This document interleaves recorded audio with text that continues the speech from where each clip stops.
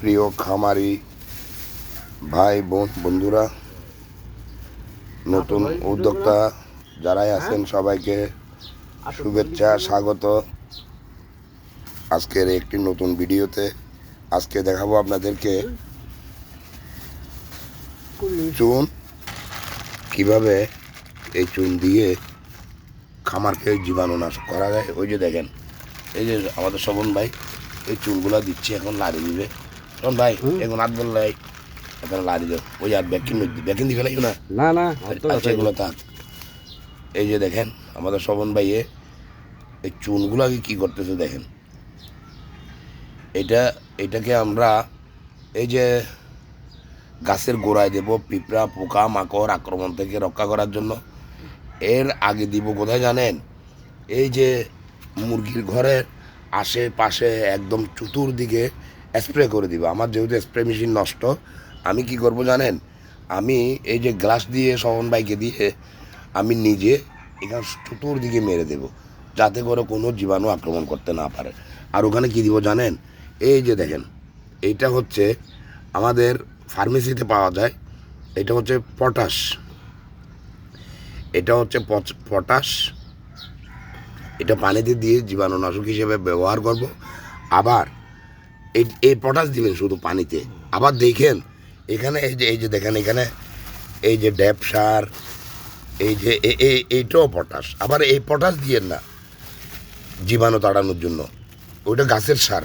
আর এটা হচ্ছে টিএসপি, আর এটা হচ্ছে ইউরিয়া। এগুলো তো আমি গাছের গোড়ায় দিই। এটার নামও পটাশ, কেউ এমওপি বলে, কেউ লাল সার বলে।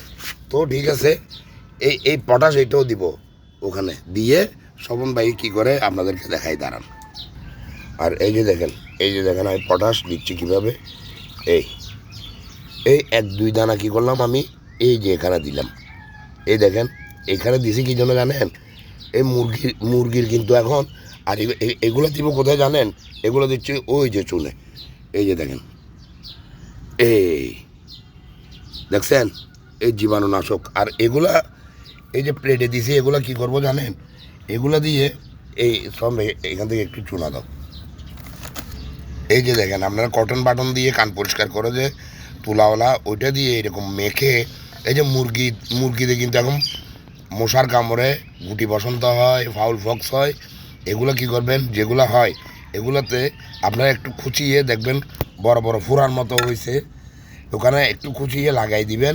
ইনশাল্লাহ 2-4-5-7 দিনের মধ্যে দেখবেন ভালো হয়ে গেছে। ইনশাল্লাহ ভালো হয়ে গেলে ওইটা যখন নরম হয়ে যাবে আপনি খোসায় ফেলে দিবেন, তখন দেখবেন শুকায় যাবে আস্তে আস্তে। এই কটন বাটন দিয়ে কিন্তু এই জিনিসটাকে কটন বাটন দিয়ে মুরগির ঘাড় মধ্যে ফাউল ফক্সের মধ্যে লাগিয়ে দিবেন, ভালো হয়ে যাবে ইনশাল্লাহ। এই যে দেখেন শোভন ভাই নিচে এই এখন পানিগুলা চতুর্দিকে মেরে দিন। এই যে দেখেন শোভন ভাই পানিগুলা মেরে দিচ্ছে কীভাবে, এরকম চতুর্দিকে মেরে ভিজাই দিবেন। আরও হালকা হালকা মারি দেবেন যাতে করে শুকায় যায় শোভন ভাই তাড়াতাড়ি। এক জায়গার সারিমিকে মারো, চতুর্দিকে এভাবে আপনারা মেরে দিবেন, দেখবেন জীবাণুর বাপসও তারাই পালাই যাবে গা। এখানে পটাশের পানি আর চুন দেওয়া হয়েছে। এই যে দেখেন বালতি সহ যে শোভন ভাই মারে দিচ্ছে সব জায়গায়। এই দেখেন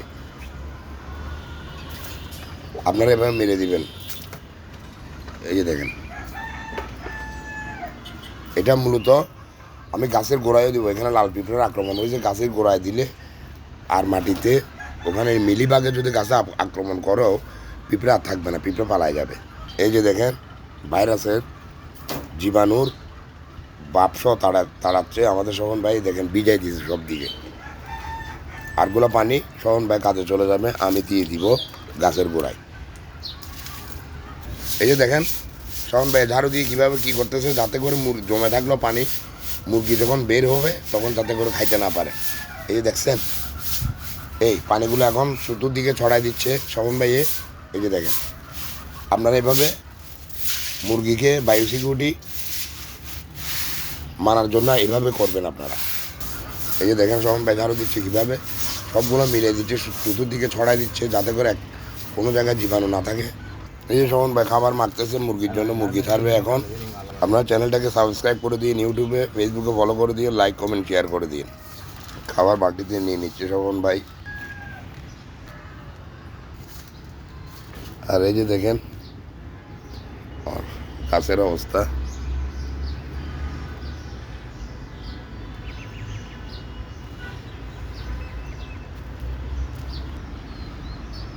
আর এই যে দেখেন কামরাঙা গাছে কিভাবে ফুল আসতেছে, ইনশাল্লাহ কিছুদিনের মধ্যে দেখতে পাবেন। এই দেখেন কামরাঙা, এটা মনে করেন 24 আওয়ার্স হয়ে গেছে, যে কোনো সময় আপনি ফল ফুল পাবেন। আর এ হচ্ছে টমেটো গাছ দেখেন। এই যে মুরগি খাবার দিয়ে দিচ্ছে শোভন ভাই, দেখেন এ দিয়ে দিল পাত্রের মধ্যে, এখানে দিচ্ছে। আর এই ড্রামটার মাটিগুলো পাল্টাবো, অন্যান্য নতুন গাছ বসাবো। এই আর কি, সিম গাছ কেটে দিছি আজকে। এই যে ছোট মুরগি মাওয়ালা মুরগির জন্য খাবার রেডি করতেছে। আজকের ভিডিও এই পর্যন্ত, খোদা হাফেজ। এই যে দেখেন শ্রাবণ ভাই এ সিম পারতেছে।